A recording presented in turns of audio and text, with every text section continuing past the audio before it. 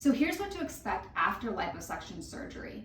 Immediately after liposuction surgery, you're gonna go home and whatever area you had suctioned is gonna be wrapped. It's gonna be wrapped with ACE wraps if it was your legs or your arms. You're gonna be wrapped in an abdominal binder if it was your abdomen. And you're going to have a pair of adult underwear over the top of the binder.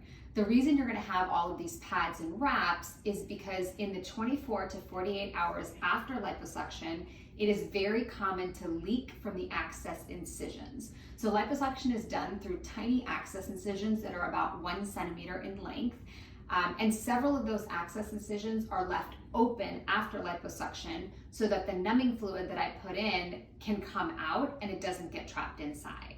So I always tell patients that after surgery, you should plan to sleep on puppy pads or old towels and to line your bathroom floor with old towels or puppy pads because the drainage can be fairly significant.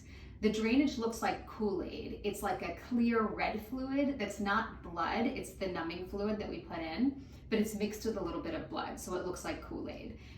Sometimes it makes patients nervous or scares them because the amount of fluid can be a lot, but it's totally expected and it will stop after 24 to 48 hours. After about 24 to 48 hours, the drainage from the holes will stop. You'll come here to see me in the office for your follow-up appointment.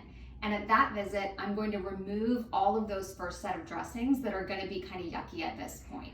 Once those dressings are off, we check all of your incision sites, make sure everything looks good, and then I put you into a garment, which is like a really tight Spanx. If you had your arms done, you'll be in an upper garment. If you had your legs done, it will include shorts or leggings. And if you had your abdomen and back done, it'll be like a high-waisted Spanx panty. It's made out of a coarse mesh material, and it's intended to be very compressive. Your first garment after surgery is gonna be tight because that's gonna get that first set of swelling down. So these are some examples of garments. If you had 360 liposuction or abdominal or back liposuction, you're gonna be in a garment that looks like this, that looks like a high-waisted panty. If you had thigh liposuction, you might be in something that looks like this, that includes a pair of shorts.